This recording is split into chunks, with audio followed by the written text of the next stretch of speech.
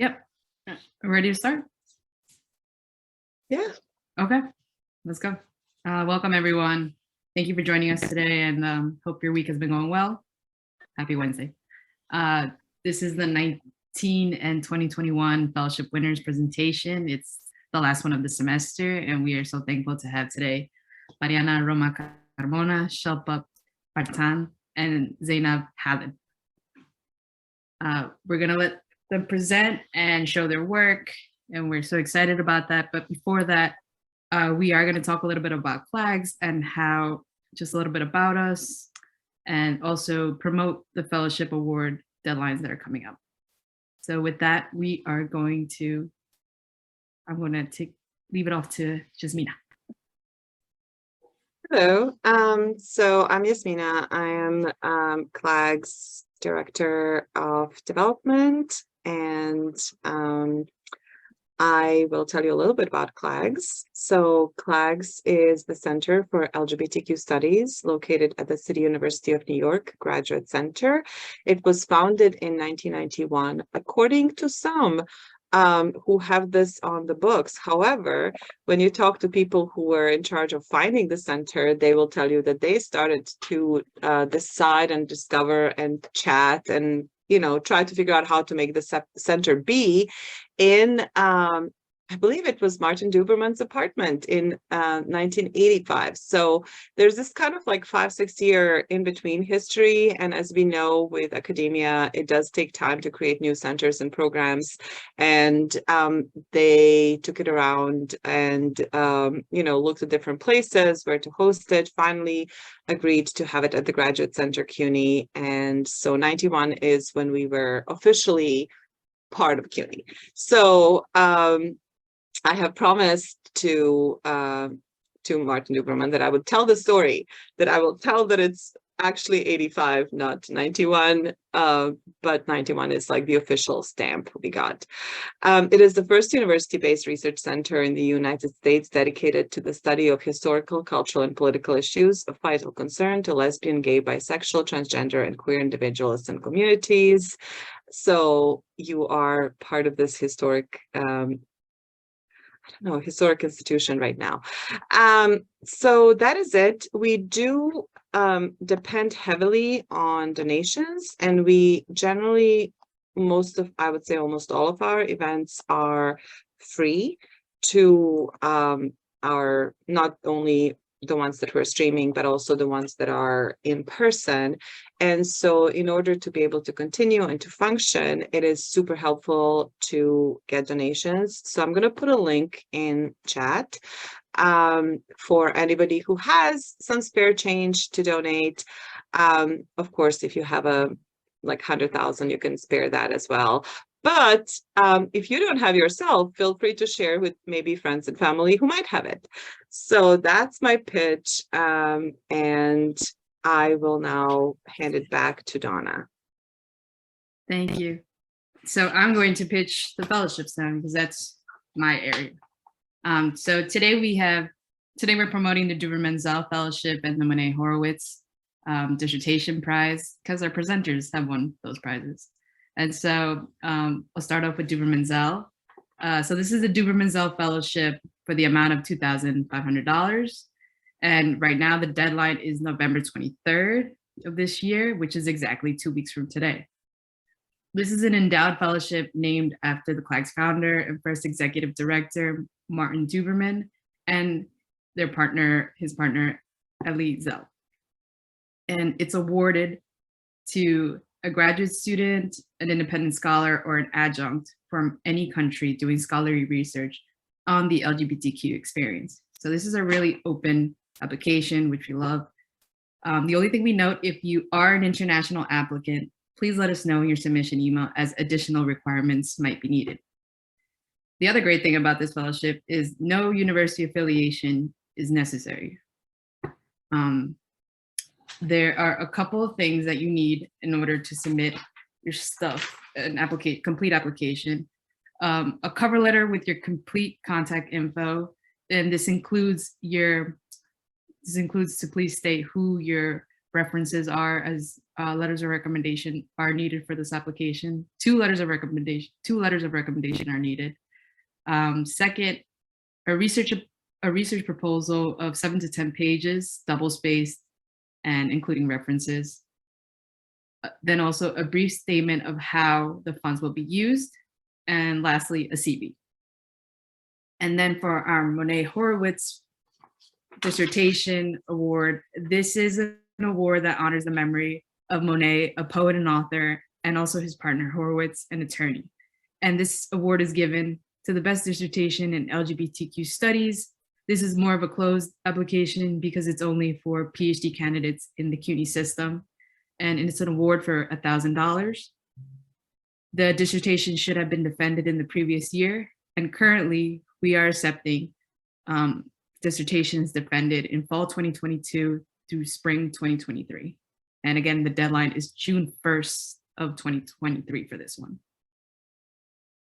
All submissions, please send them to clagsfellowship@gmail.com.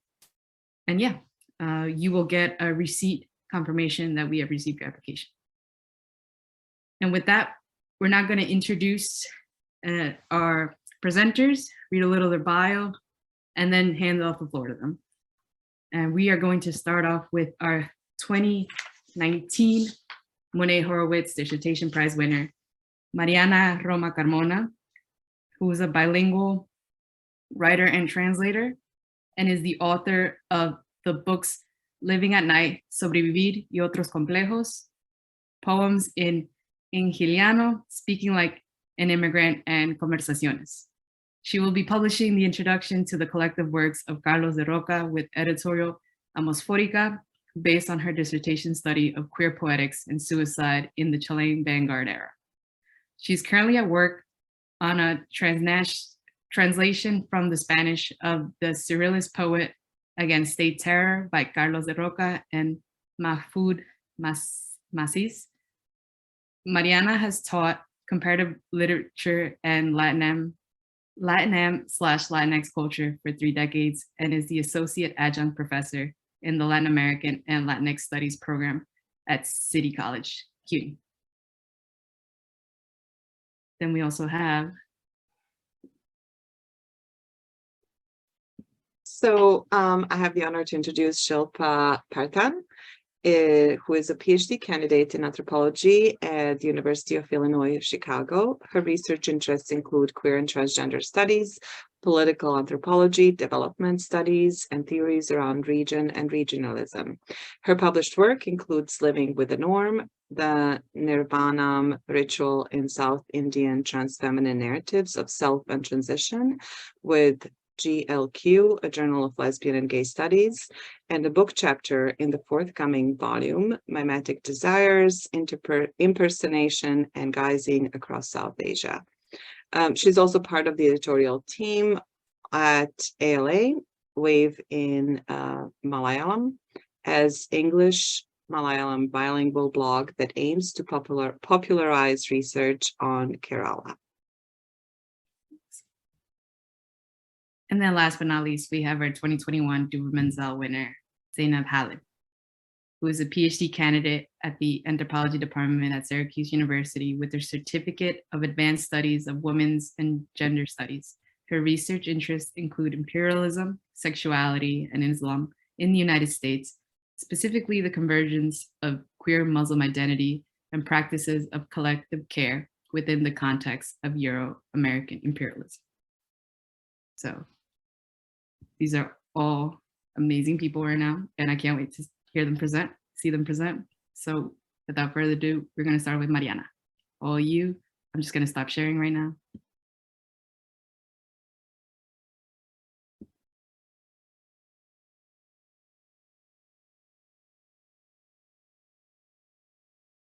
All right, thank you. Thank you. It is a great honor to be able to participate today. I'm not looking at my screen, I'm looking at an actual piece of paper, so my eyes will dart back and forth. I am most grateful to the recognition and generosity of the Monette-Horowitz Dissertation Prize for my work on the poetry of Carlos de Roca. Thank you to CLAGS for all your work and for getting us here. Thank you to my wife, June Chan, for her love, her sense of humor, and her support. And to my father, John Romo, who is 91 and is on Zoom right now since he didn't get to come to New York for the defense in 2019. Since my dissertation is in Spanish, this brief presentation is not only a summary, but a translation of a study of the surrealist work of Carlos de Roca, an early 20th century Chilean poet whose queerness, as well as his possible schizophrenia and bipolar disorder, were often misunderstood, and quite possibly his death in 1962 at the age of 41, often called a suicide, could well have been an unintentional overdose, though not unexpected, given his depression and the overriding imagery of his work. I propose that De Roca's work was fundamental in the development of the mid-century currents that manifest in an era known precisely as a vanguard in terms of a battle for many poets, in the sense of cultural resistance to Chile's national identity and of Chile's national identity. But in this battle, Carlos de Roca's most intimate relationship with the world is not earthly or material. His texts represent everything that Chile is or does not want to be as a concept of a nation. His production is an approach to his human condition that the poet conceptualizes as an exile, un destierro, unearthing a loss of territory, and therefore it manifests as a poetic flight. My conceptualization of the relationship works such as De Roca's with his milieu is that of a temporal and political interstice, intersticio, in what became a cultural moment that allowed such enunciations as his. In addition, I study what they reveal of what is possible in that social, political, and cultural interstice. In this case, madness and psychic pain, a displaced eros, and the certainty of death, for which there would be no space or no territory. His work does not claim existential space or attain an expansive, stable, or fixed state. The enunciation of his poetry could only be interstitial and fleeting in the artistic circumstances of its social medium, and by virtue of the social political ruptures that these open and permit. I am guided by Bourdieu's theories of the habitus and Deleuze and Guattari's deterritorialization and minor literature. Further, I draw parallels here with Gloria Anzaldua's theory of the border, upon which I rely to identify a creative space in common with De Roca. My analysis includes the research of materials I conducted in 2016 at the De Roca Foundation in Santiago, Chile, where Carlos De Roca's original work is archived, as well as his published and unpublished work. The second volume of El Orden Visible, which was written much earlier, was finished in 1956. It has just been published now. Given that the foundation compiles all material written and related to the family's literary and artistic production, it was possible for me to examine documents that would not have been accessible otherwise. My reading in the context of the renewed critical reception of the past decade had not been done before. Examination of the De Rocian papers includes the reading of notebooks in which his poetic labor in a conscious manner becomes evident. For instance, in word lists organized by the poet by rhyme structure, in careful distribution, along with notes to himself. These notes confirm, in my opinion, that De Roca exercised authorial control over his production, contrary to what his contemporaries believed to be a completely random production on his part, according with the surrealist method. In addition, I argue that the omnipresence of the paternal figure in the Roca's imagery, as you can read from a translated excerpt that I'm going to share right now.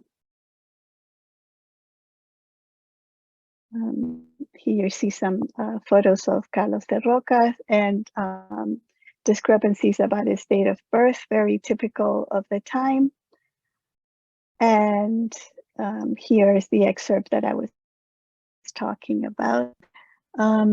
This excerpt also runs counter to the assumed distance from his father, the vanguard poet Pablo de Roca.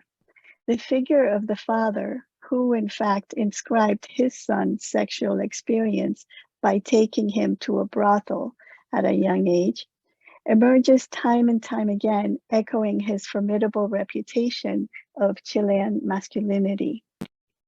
I'll read the Spanish here. El monstruo frío e inmanente, el abisal sacerdote, súbitamente armado de sienes proféticas, de cinturones litúrgicos, entra en el ser aunque éste sus obscuras potencias conjura, sus hálitos malignos rechace, y quiere entonces en el sagrado fuego redimirse. This is from Revelations of Rage or Revelaciones del Furor. It was written in 1944 or dated at that time. So that means that Carlos de Roca was 24 at the time. And then it wasn't published until 1956. But could have been written when he was younger.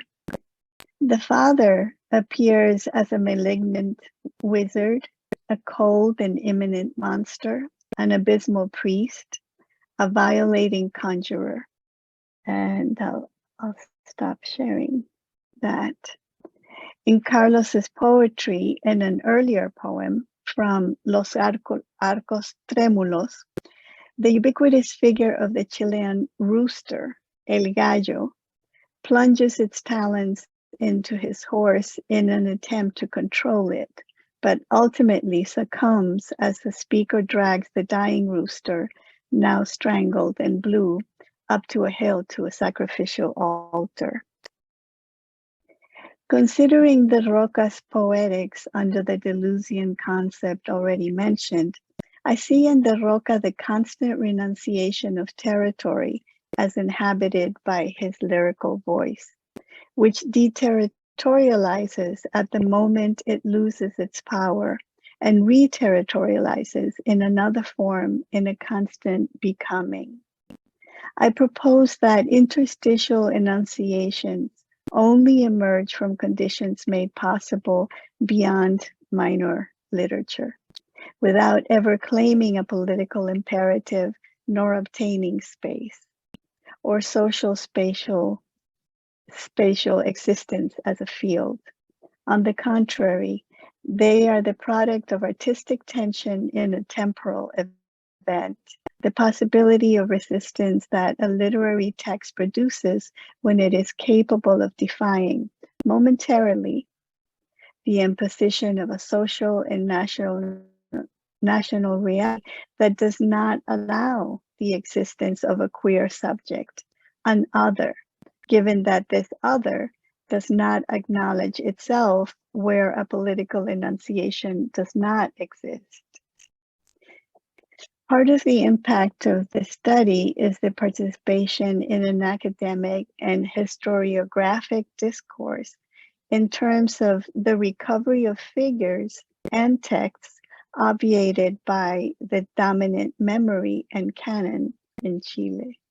In particular, reading the work of a poet such as Carlos de Roca allows us to expand the vision of what mid-century literature actually was, with its roots in the vanguard, but a product of conservatism and state repression or state terror.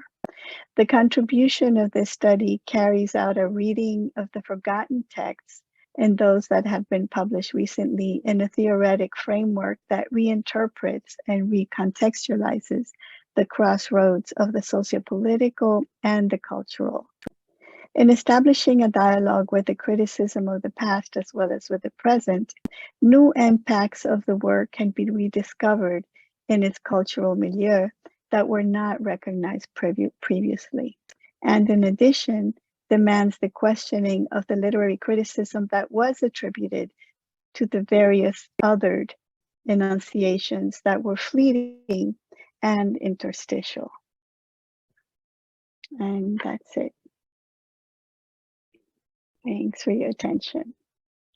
Thank you so much, Mariana. Thank you for your presentation. That was lovely.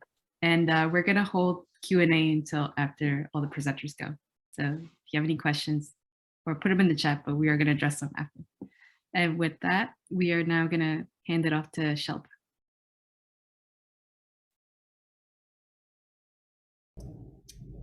Thanks so much, Donna. I think I'll keep my video off because my internet is quite unstable. But if you or Yasmina could interrupt if my voice is getting scrambled or something, that would be really helpful. Yeah, I think I will begin by sharing my screen.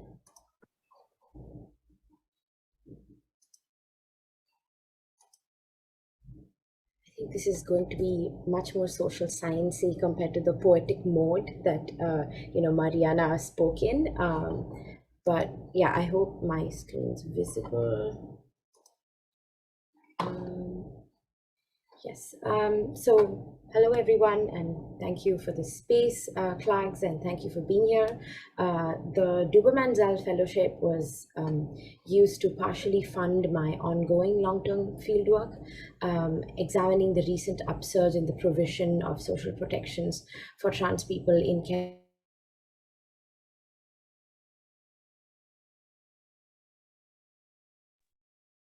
I think we just lost you.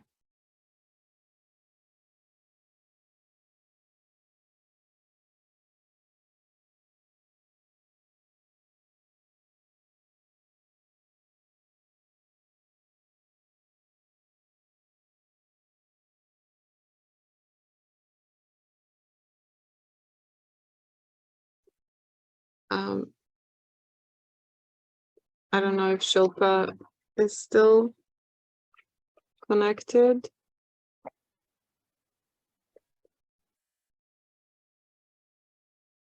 And I wonder if it would help to have one of us share down at the screen.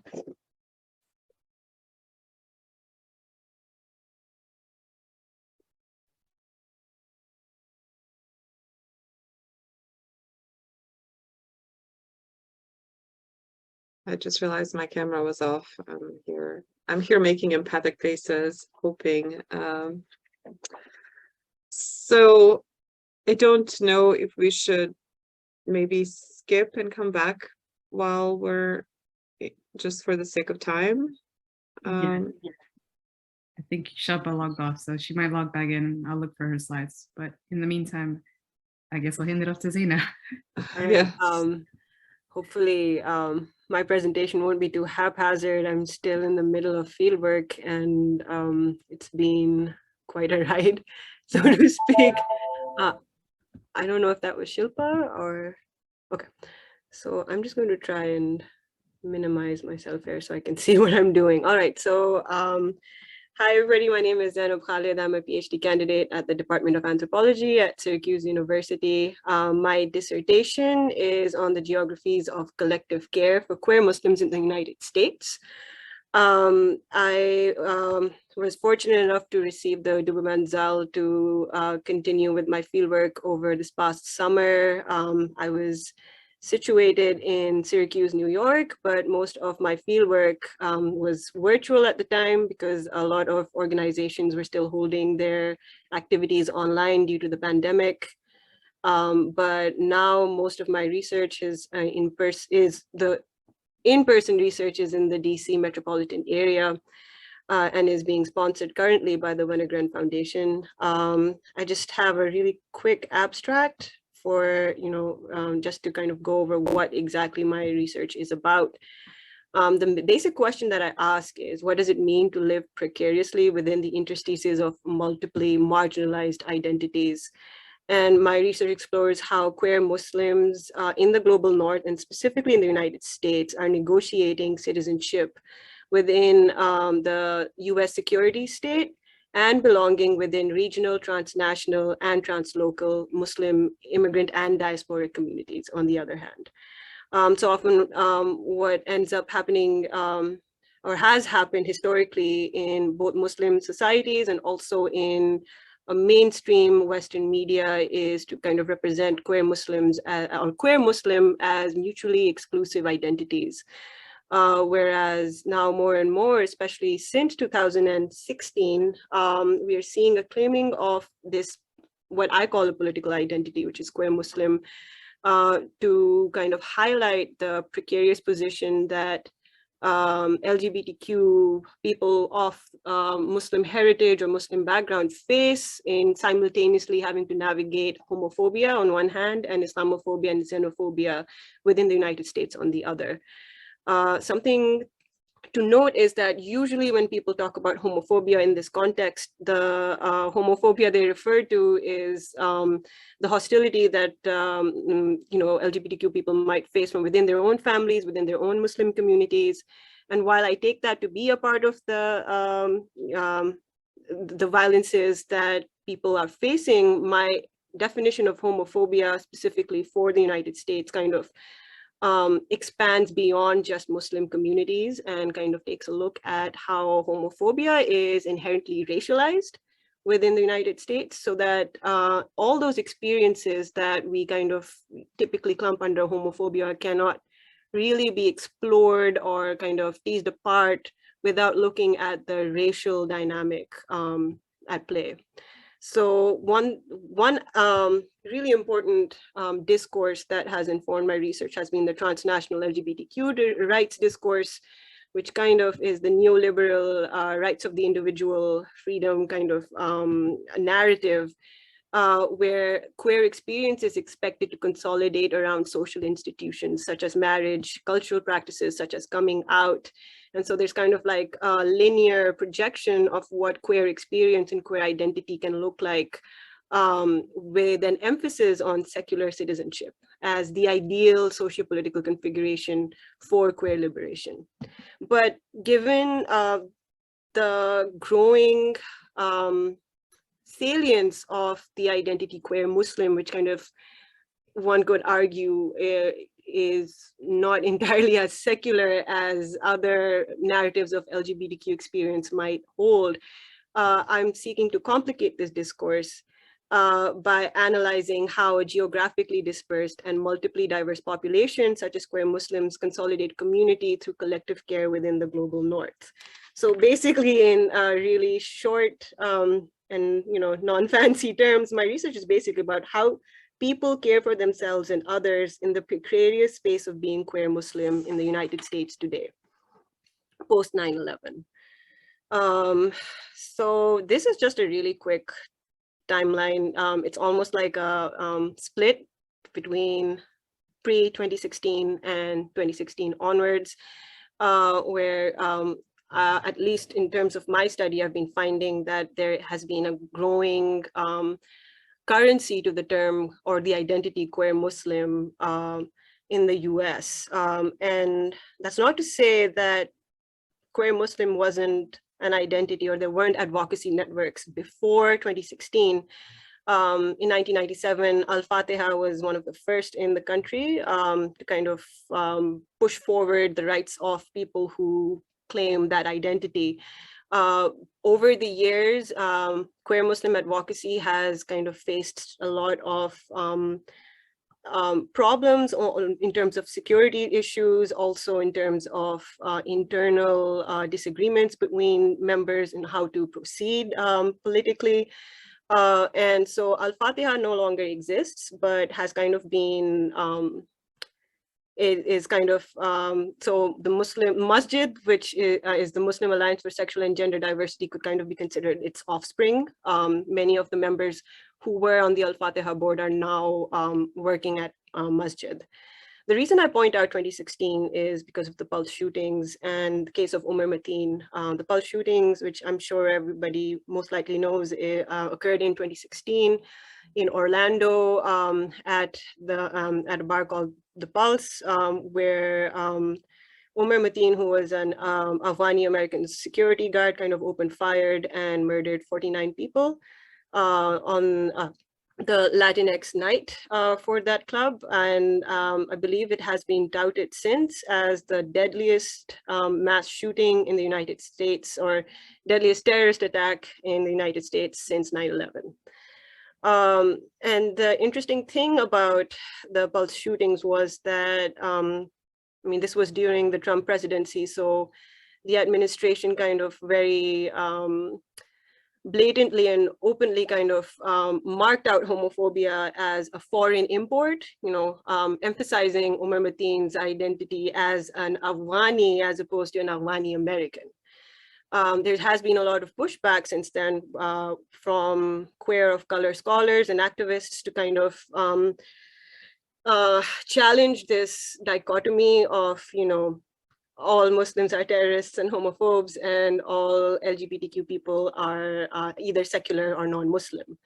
And it's interesting, but since the Pulse shootings, there has actually been a greater push by queer Muslims themselves to take on this identity, to expand networks of connection, expand advocacy centers, and I think it was through a retreat that was hosted by Muslim Alliance for Sexual and Gender Diversity that one of its members came up with the idea of opening an actual mosque in Chicago, Illinois, that was going to be catered specifically to LGBTQ Muslims. And this was as a direct result of the backlash that the communities are facing since the Pulse shootings.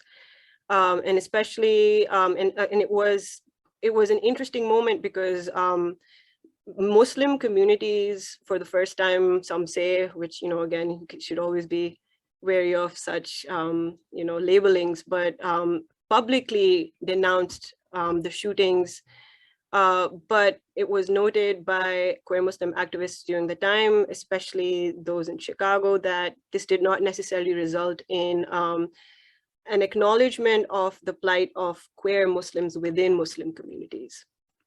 So the mosque opened in 2016 in Chicago, and it kind of describes its activities as spiritual care for marginalized Muslims. And so I've been looking at both the idea of collective care and spiritual care, and what spiritual care means for people, how is it interpreted and enacted in the daily lives of queer Muslims, what struggles do they face in practicing Islam or maintaining relationships with their Muslim heritage and communities, and you know, what is the relationship between this subjectivity, what kind of bodily discursive practices are being employed.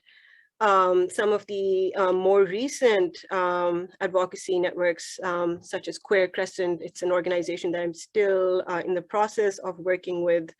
And so more and more since 2016, we're seeing that the emphasis of activism in these advocacy circles has pushed further and further towards anti-imperialism and racial justice, calling for abolishing the war on terror, dismantling foreign and domestic structures, building what activists are terming communities of care, to kind of counter mass surveillance and state violence, anti-immigration policies, Black incarceration.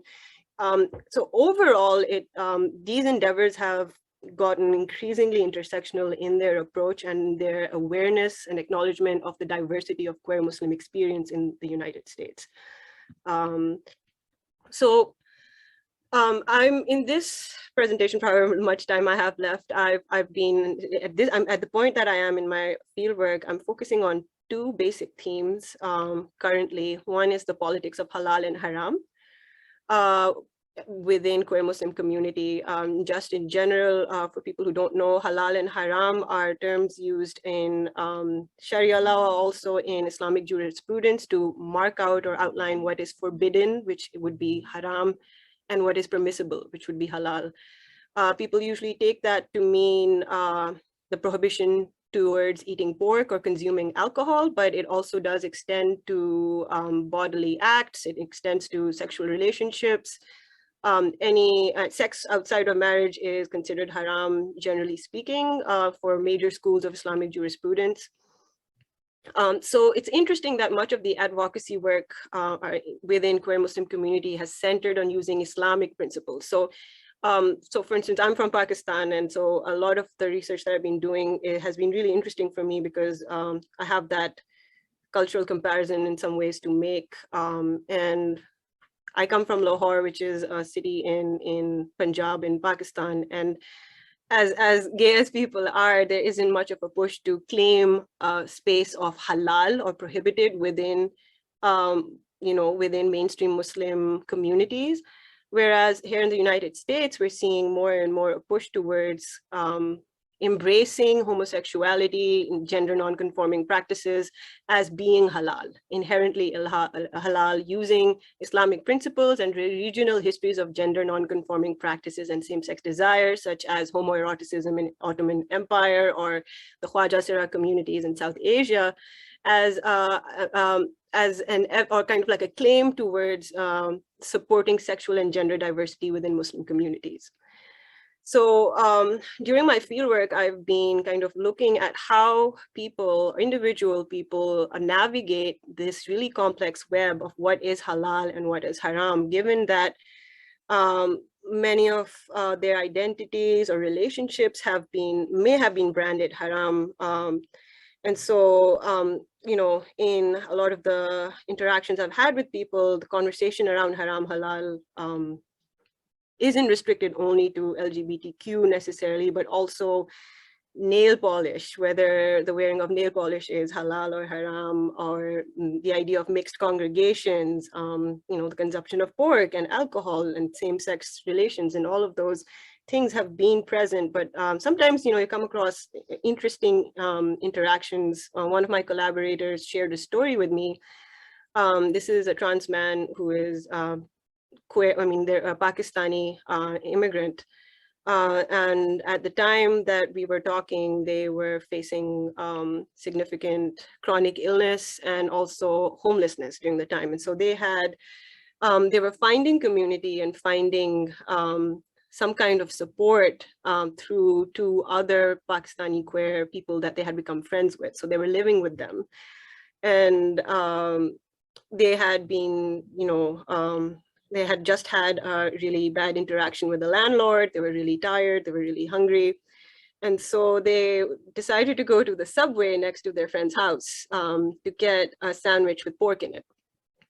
And, something that I've also experienced during some difficult times is that pork actually can really boost your energy when you need it.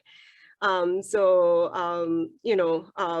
ate the pork sandwich in their friend's apartment, and both people who were queer and Pakistani Muslim reacted really strongly to their eating pork. And they said that not even ex-Muslims eat pork. And it's okay if it's in a sandwich, but if you had to cook the meat in the kitchen, I wouldn't have let you do it.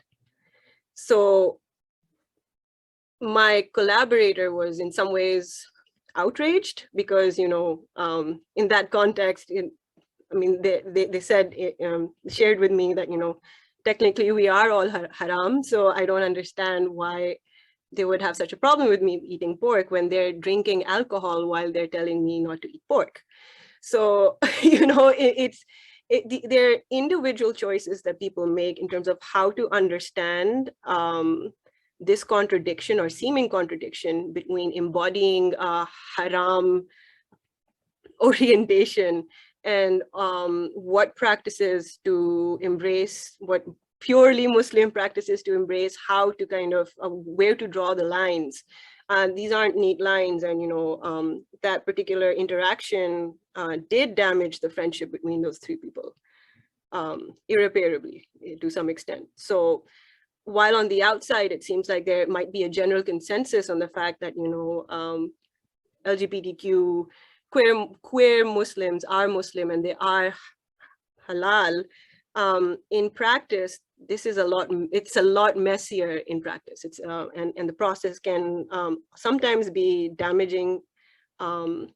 So this is the brochure. I'm Muslim and I might not be straight. It was published by the Muslim Youth Leadership Council, which is one of the organizations I'm working with. And you might have seen it online. It was heavily publicized by Teen Vogue and MTV and other mainstream media outlets. And page 6 of the brochure asks the question, am I haram?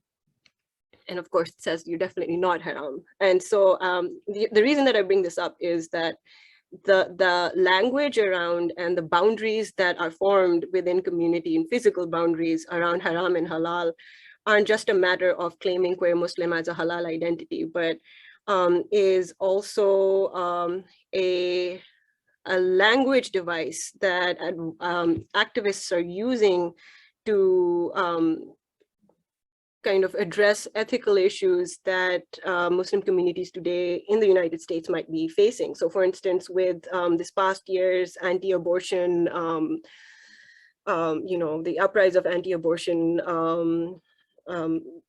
sentiment in the country, some advocacy organizations have pushed for slogans like abortion is halal, and then facing the anti-trans bills that are kind of piling up.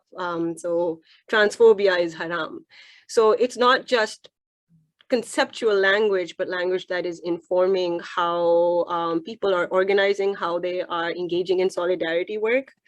And also just like plain and simple, whenever one goes to an event that is hosted by a queer Muslim organization or by a group of queer Muslim people, usually the food that is offered to guests is halal, as a way of claiming belonging to a larger Muslim ethos.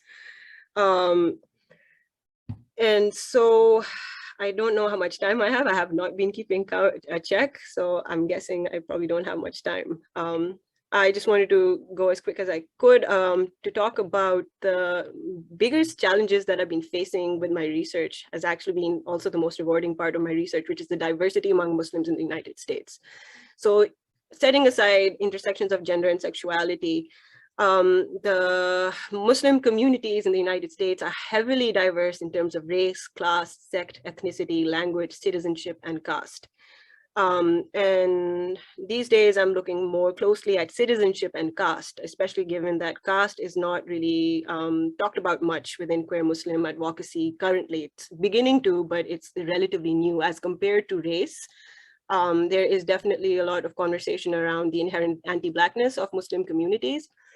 So this Pew Research Center, this poll in 2017 identified 3.45 million Muslims in the US, and it is the largest growing religion in the US currently. 3/4 of US Muslims are immigrants or children of immigrants, with 82% being American citizens currently, and 20% Black Muslims. It's interesting to kind of note that the same poll identifies the largest percentage, racially speaking, of Muslims in the United States as 41% white, which is, one might be a little surprised by that, until one realizes that it includes Arab, Turkish, and Persian respondents of the poll. Because in the racist history of American citizenship in the early 20th century, you could only achieve citizenship if you could prove yourself to be white. And so immigrants from the Middle East and also from South Asia who came during that time heavily advocated for being considered white in the census so that they could achieve citizenship. So that kind of anti-Blackness is again, it's not just a cultural attitude, but also kind of gotten solidified through structural violence. And it says here, among US Muslim adults who were born abroad, more come from South Asia, 35% than any other region. So if we think about that, it also means if racism is an inherent part of Muslim communities and therefore queer Muslim community building, then so is casteism.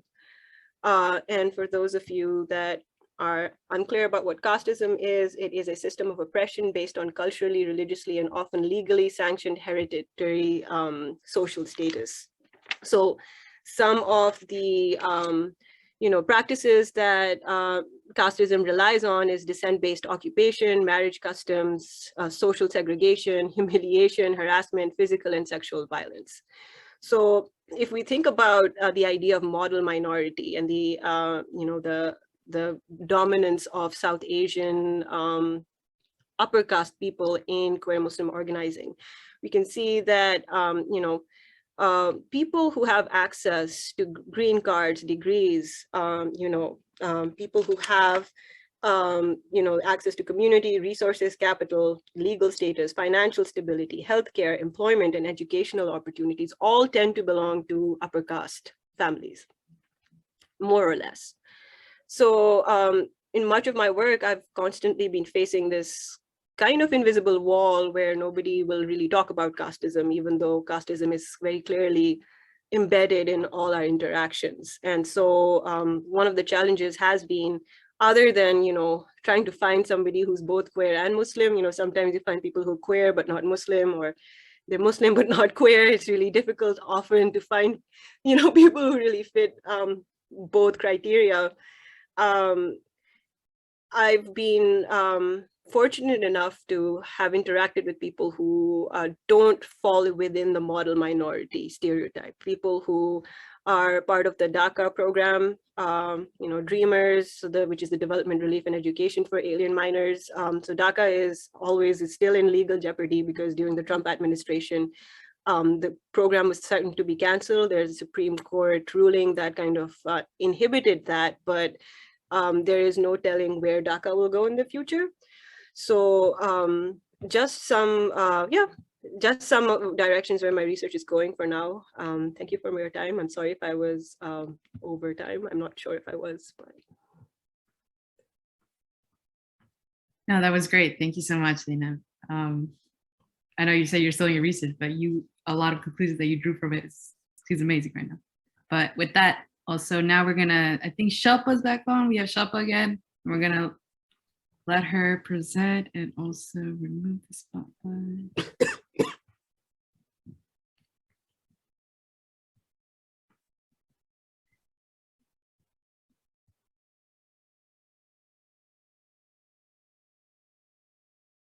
Shilpa? There we go. Hi, thanks, Donna. Yeah, thankfully my backup connection is working okay, and I was able to catch all of Zainab's fantastic talk. So hopefully it won't conk out on me again. Yeah, I will share my screen again.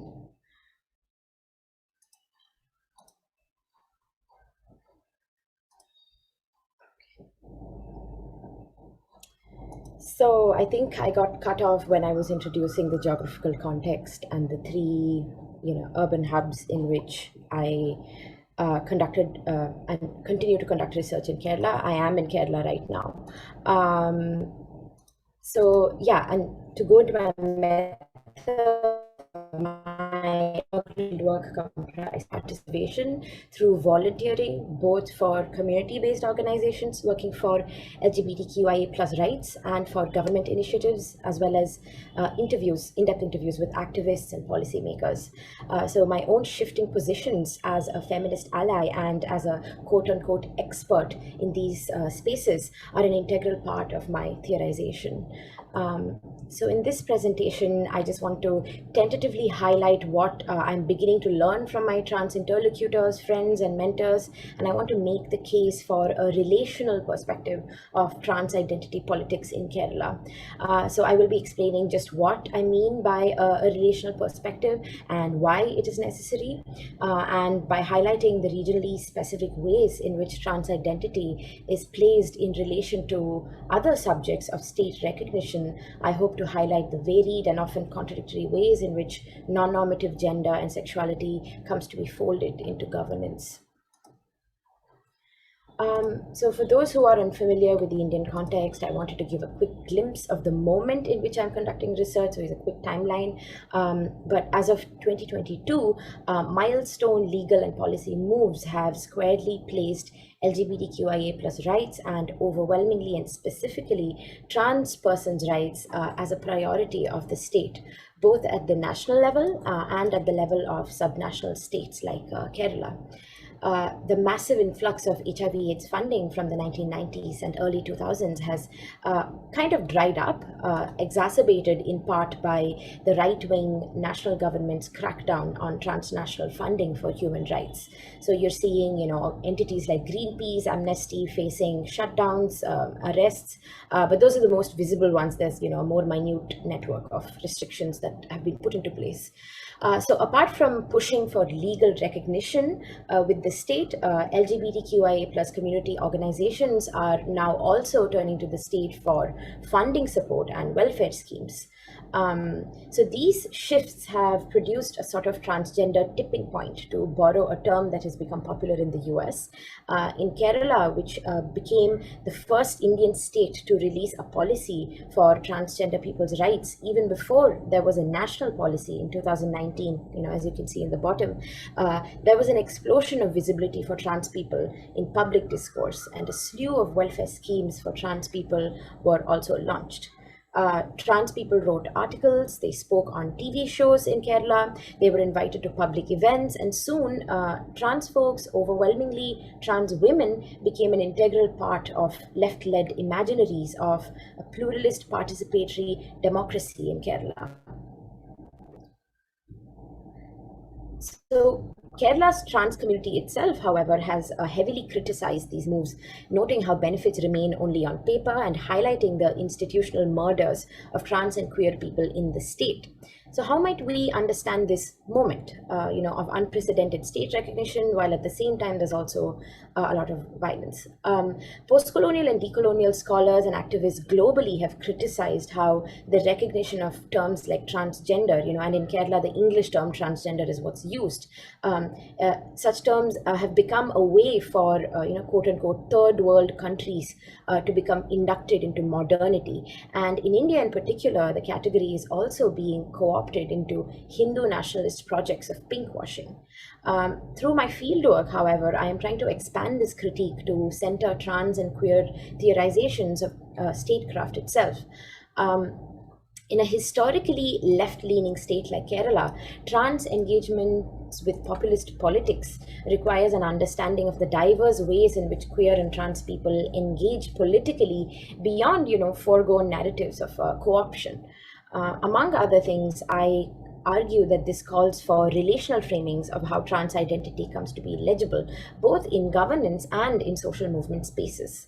To begin with, I want to look at the different and often divergent ways in which transgender people are recognized as beneficiaries in different government agencies in Kerala.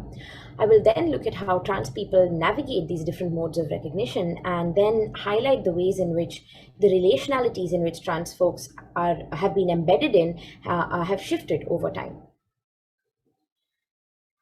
So, on top you can see the different modes of recognition that I've listed, and below are snapshots from websites of different government agency. So this is the website of the state-run Kerala State AIDS Control Society. It falls under the National AIDS Control Organization.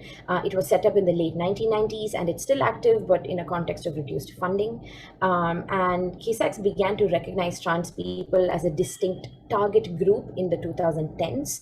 And here I've highlighted the text.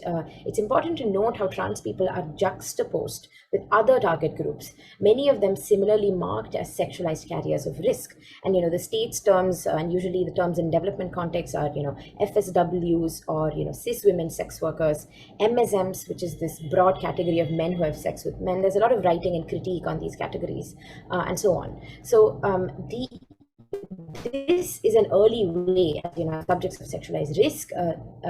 This is an early way in which trans identity was rendered legible to the state. But this next slide is the website of a more recent initiative, the Gender Park, set up in 2013 as a research institute with the aim of placing Kerala as a South Asian hub for gender and development initiatives.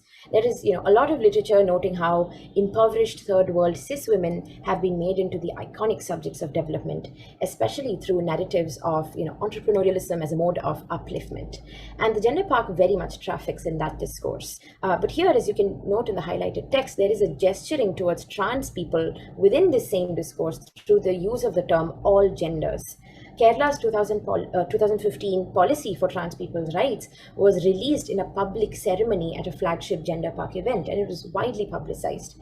So the narrative of Kerala marking a first, being the first state, and I think Zainab spoke about the problematic nature of marking firsts, but that narrative directly fed into the state's moves to become transnationally recognized for gender equality initiatives. The vast terrain of gender and development mechanisms, which once exclusively addressed poor cis women, was thus opened up for trans people as gender rights-bearing subjects. Lastly, and most recently, around 2018, the Social Justice Department in Kerala, which is a ministry, also recognized trans people as beneficiary populations.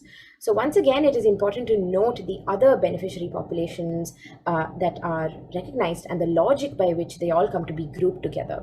Trans people, as you can see here, are placed alongside senior citizens, disabled people, ex-prisoners, all as populations that need to be integrated into society. So this signals a certain narrative of backwardness, exclusion, and upliftment that is also deployed by the state towards oppressed caste groups and forest communities or Adivasi groups.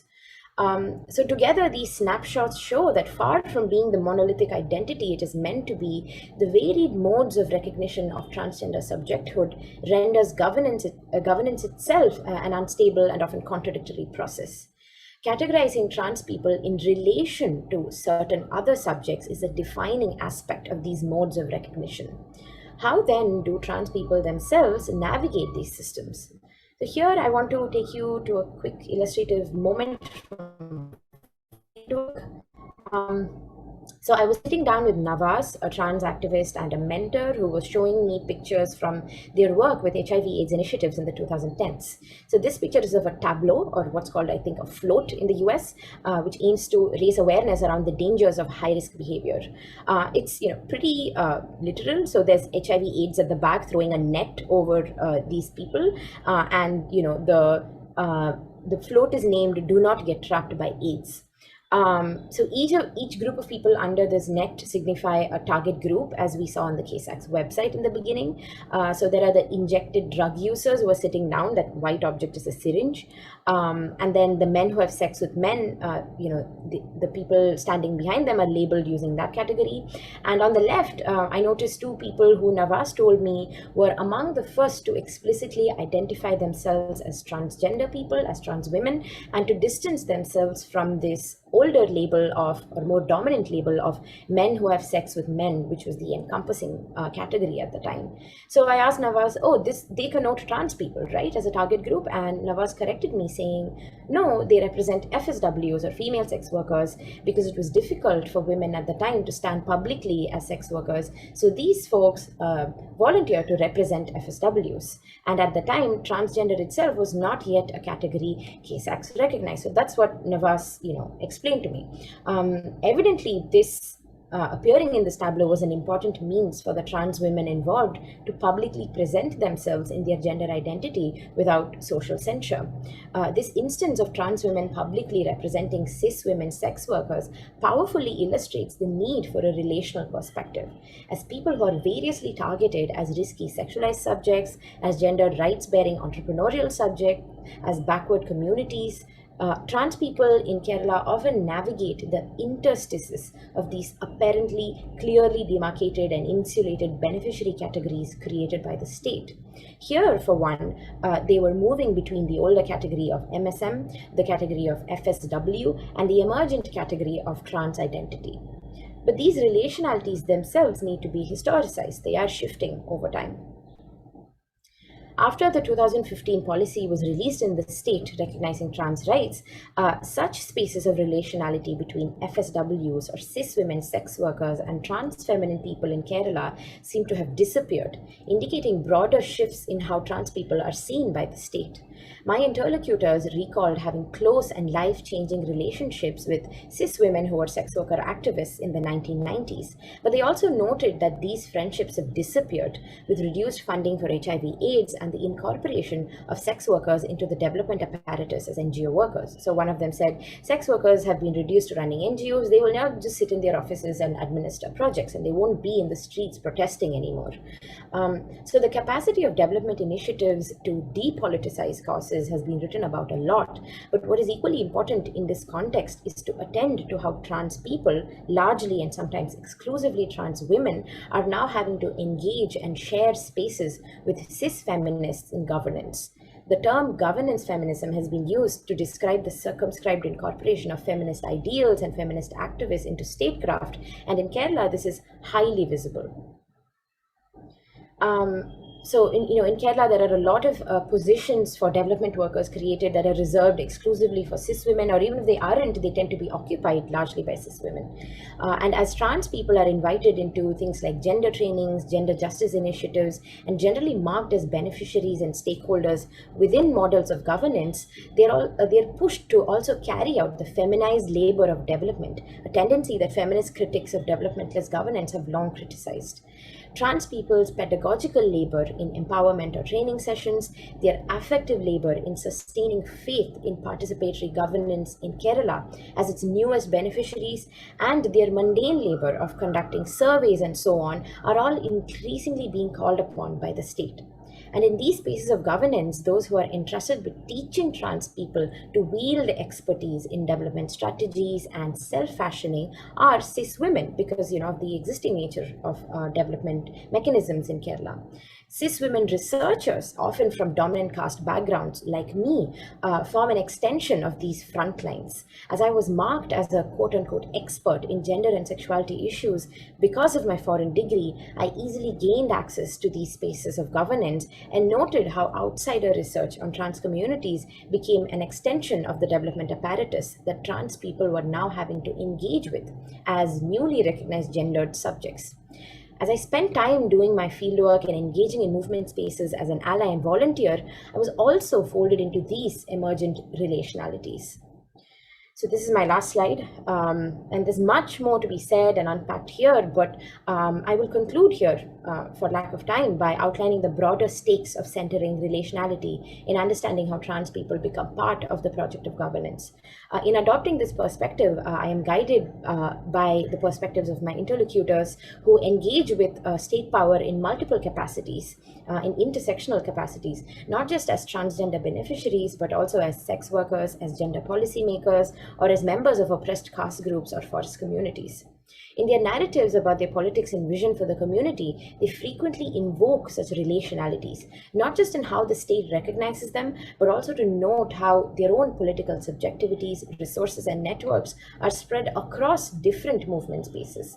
Lastly, these relationalities become particularly visible when one attends to the specificity of regional political cultures rather than focusing only on theaters of national or transnational rights-based politics. So that's all for now, and thank you for listening.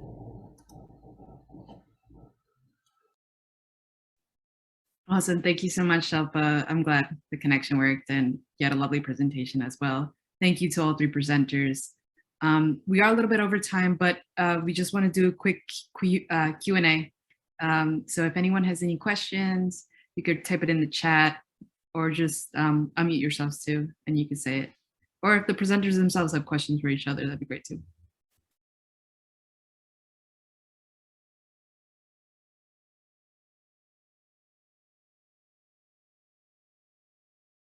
Mariana, we can't hear you.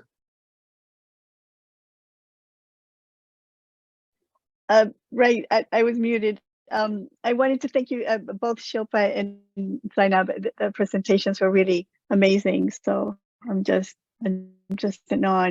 I'm so glad to have been able to be here with you. Thank you.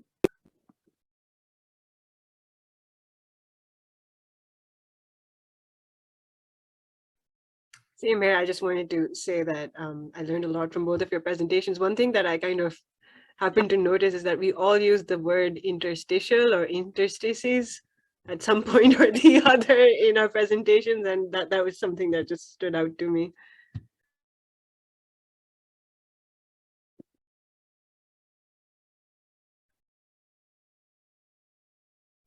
I do want to note that I love that all these projects are kind of seem like passion projects for you folks, and you personally connect to them, and that's just great, because out of all three of our presentations, this had more like international aspects to it. Like Mariana, you talked about the Chilean era, the vanguard era.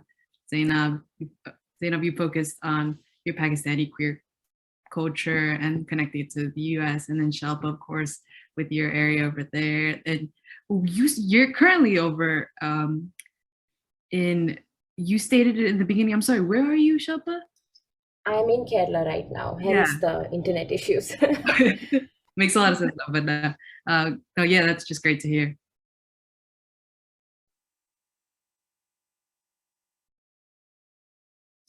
I had a quick question for Zainab, if it's okay that I jump in.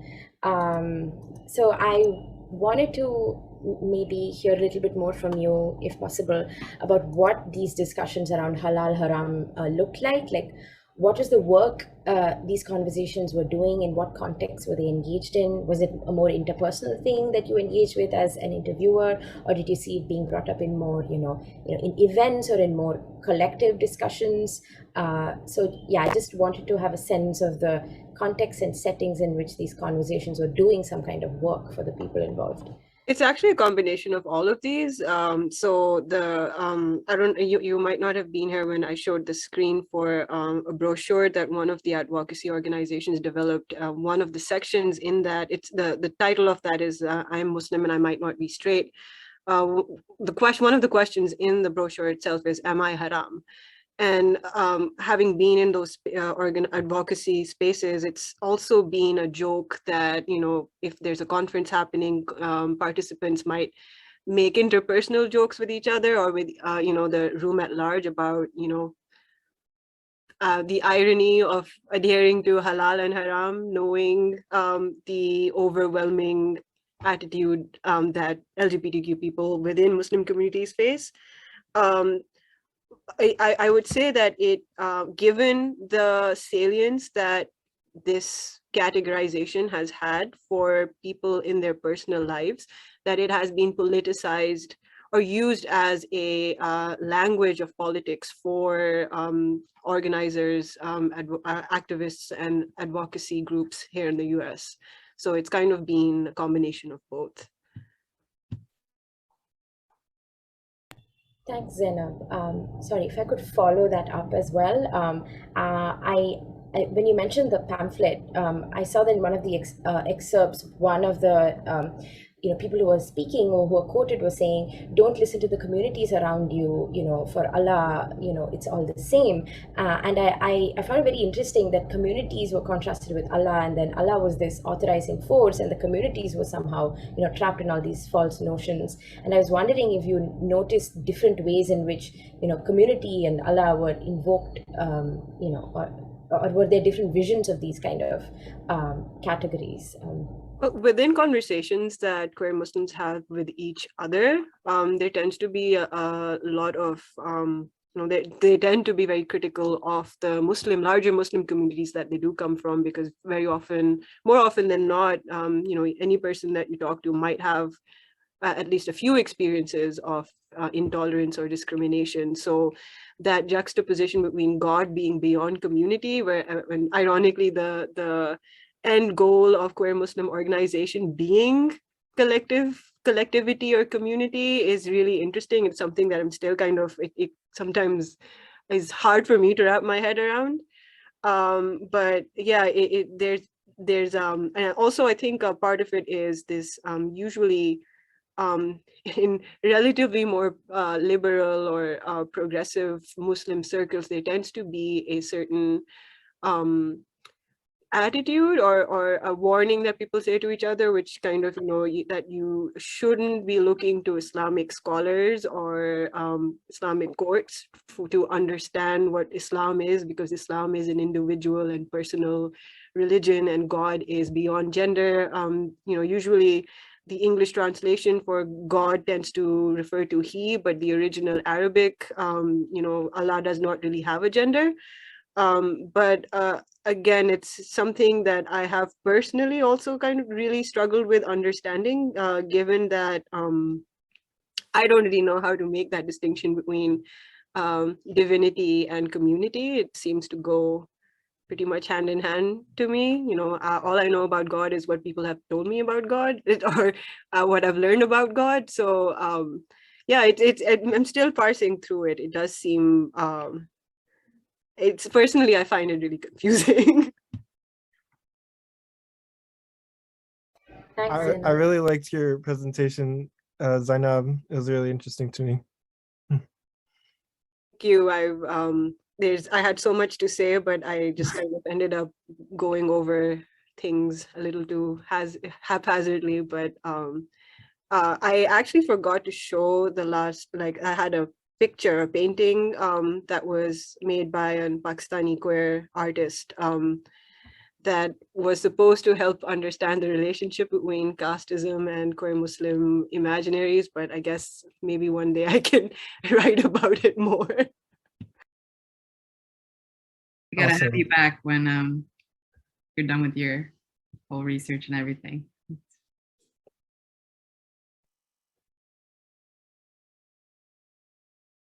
Okay, anyone else? Is there someone in the chat? Oh, we have a question in the chat actually for Zaina. Will your research take you to New York? Question mark. My research potentially, and that's kind of what I was also saying, the challenge of doing research with some, with a multiply diverse population. There is no field site that is bounded territory that this is where I'm going to be for my field work. The way that I've been meeting people is either through straight Muslim communities or queer brown communities. And so it's kind of taken me all over the place. I'm sometimes in upstate New York, and if there was anybody interested in being interviewed by me, I would definitely make it to New York. So yeah, I mean, if there's somebody there, I would definitely show up.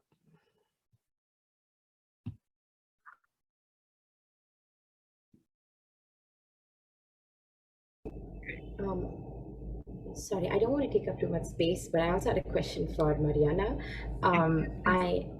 I missed quite a bit of your presentation. I'm really sad about that. So I will be getting the recording. But I wanted to ask about the work of translation and if that had a role to play in your theorization, and what your thoughts are about that labor, whether you encountered untranslatable terms. So generally, yeah, your thoughts on translation. Well, absolutely, especially because the type of poetry, because it is surrealist, there's so much that is completely untranslatable. And what I was attempting to do in translating not only Carlos de Roca, his work, but also his brother-in-law, Mahfoud Massif, who is a Palestinian Chilean poet, also just as unknown as Carlos de Roca. Both of their work is quite often completely untranslatable, but also it's the modality, it's the surrealism that makes it really, really difficult to transport into any language, right? That and being an immigrant, being a Chilean immigrant here for the past I've lost count, but I've been here since 1966, and came out in 1975. So when I put the changes that happens that we make ourselves in language to the work that was produced in the 20th century, it feels just unsurmountable, and it feels very sometimes it just feels very frightening to make those changes because I'm so aware of the differences of the passage of time between the 20th and the 21st century. I don't want to change things, and I'm so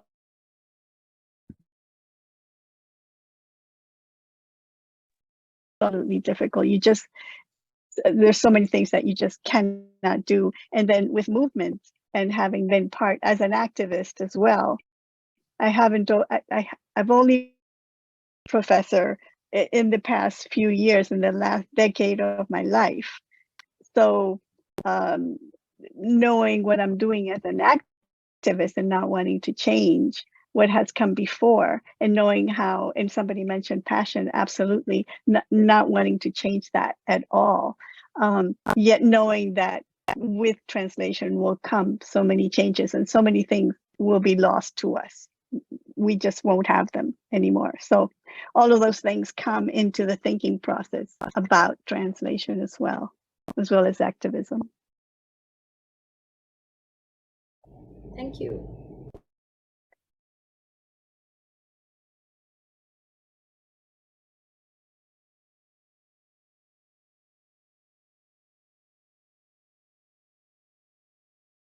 So I don't know if anyone else has any other questions, but I guess, again, thank you all for participating today. This was a lovely presentation and love hearing about your work, as we all did. We're just gonna wrap it up now. I'm gonna stop live streaming for a second. And if Jasmina, you wanna say anything?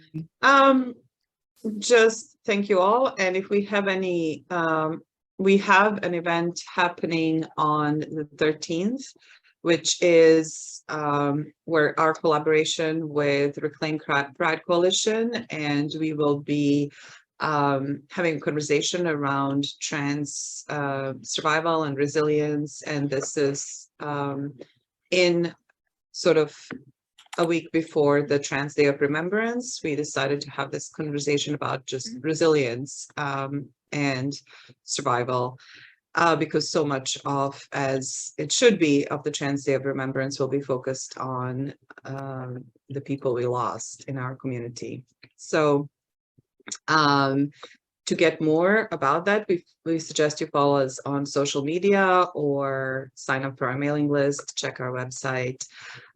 We also will have a student event coming up, and that is next week. So if you are a student, or if you know somebody who is a student and they want to come and meet in person, we're having a little bit of a chat at the grad student lounge with some tea, coffee. Yeah.